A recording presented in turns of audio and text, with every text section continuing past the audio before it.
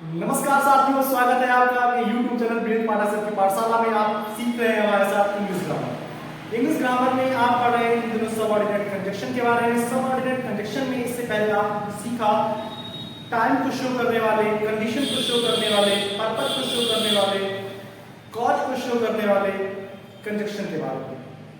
अभी इस वीडियो में जो आप सीखने वाले हैं वो सीखने वाले हैं आप कंपैरिजन को शो करने वाले और कॉन्ट्रास्ट को शो करने वाले सबऑर्डिनेट कंजक्शन।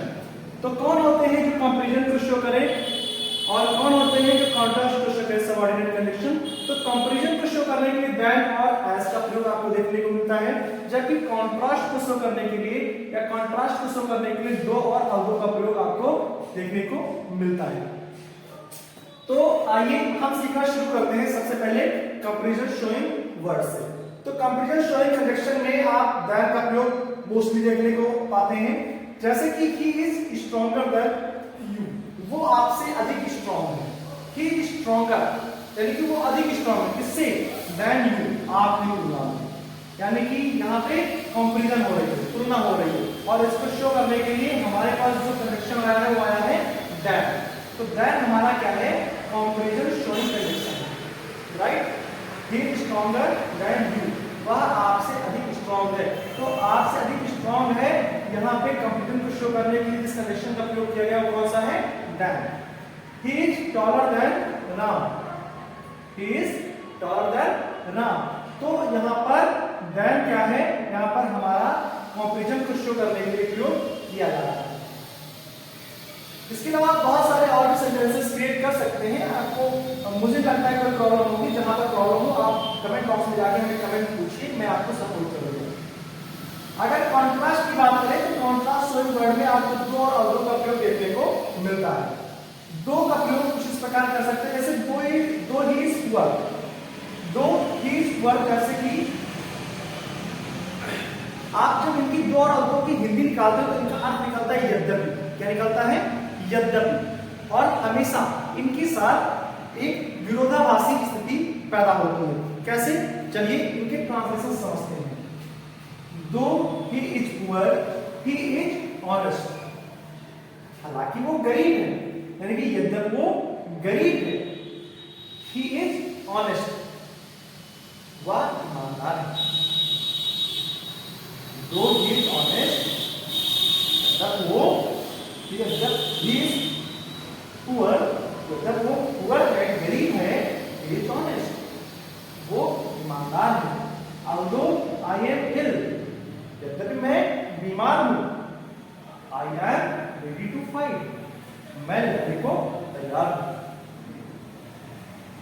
अब देखिए, कोई व्यक्ति गरीब है फिर भी ईमानदार है, बहुत कठिन है।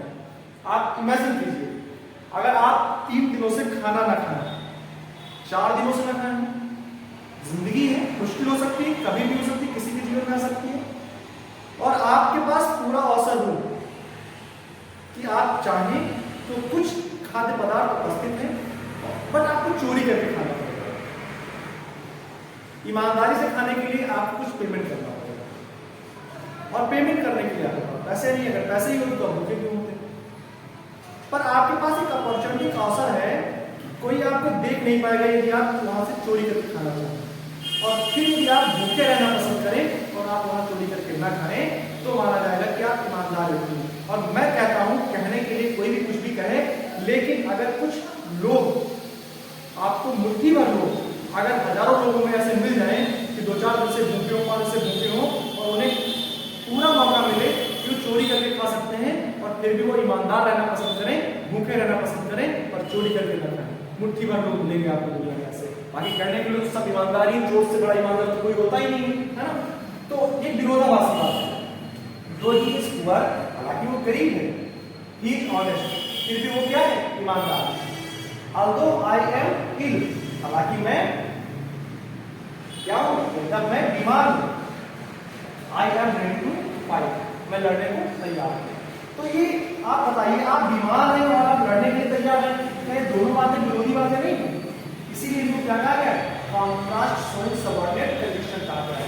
तो हमारा दो पहले सेंटेंस में और दूसरे सेंटेंस में और ये क्या है हमारे ये हमें कंट्रास्ट को बताने का काम करते हैं। तो इस तरह से मैं एक बार आपको रिवाइज करवा दूं पूरा का पूरा। कंपैरिजन शोइंग में दैट और एस का प्रयोग आपको देखने मिलता है, जैसे ही स्ट्रॉन्गर देन यू, वह आपसे अधिक स्ट्रॉन्ग है। ही इज टॉलर देन राम, वह राम से अधिक लंबा है। तो यहाँ पर आप दैट को as a comparison showing conjunction के रूप में, सबऑर्डिनेट कंजंक्शन के रूप में पा रहे हैं। इसी प्रकार कॉन्ट्रास्ट शोइंग में आप दो और अदो का प्रयोग देखने को पाते हैं, जैसे कि पहले सेंटेंस में दो he is poor he is honest, यदि वो गरीब है पर वो ईमानदार है, तो वो ईमानदार है। although I will, हालांकि जब मैं बीमार हूँ, I am ready to fight, मैं लड़ने को तैयार हूँ, जो कि आपस में क्या है दोनों बातें विरोधी बातें हैं। तो इस तरह से विरोध को बताने के लिए हमें कंजंक्शन, सबऑर्डिनेट कंजंक्शन दो और अदो का प्रयोग देखने को मिलता है। आशा है आपको बहुत बेहतर तरीके से इन दोनों कंजंक्शन के बारे में, अर्थात आपको कंपैरिजन शोइंग और कंट्रास्ट शोइंग के बारे में समझ में आ गया होगा। अगर कोई डाउट आपके मन में रह जाता है तो आप कमेंट बॉक्स में जाकर के हमसे पूछिए, मैं आपको इस डाउट को जरूर क्लियर करूंगा और आपको कोई प्रॉब्लम नहीं होने वाली है। लेकिन एक गुजारिश है आपसे, मैंने जो लास्ट डे के कुछ रिस्पॉन्स में देखा है कि आप सभी लोग रेगुलरली नहीं देखते हैं। आप किसी वीडियो को देखते हैं तो किसी को स्किप करते हैं, किसी को देखते हैं तो किसी को स्किप करते हैं। देखो बेटा, आप कभी भी अगर ऐसे पढ़ते हैं ना तो आप कभी भी बहुत अच्छे विद्यार्थी और फिर बहुत सफल व्यक्ति नहीं बन सकते हैं। अगर आपको वास्तव में एक मेधावी विद्यार्थी के साथ साथ एक बहुत सफल इंसान बनना है तो आपके लिए कंसिस्टेंसी जरूरी है।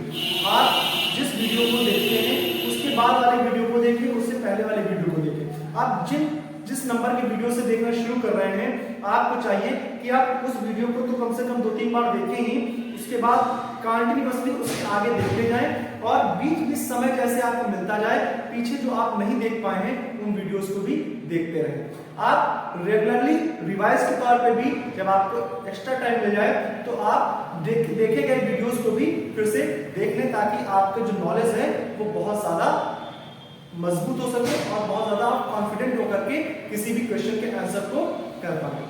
बहुत बहुत धन्यवाद।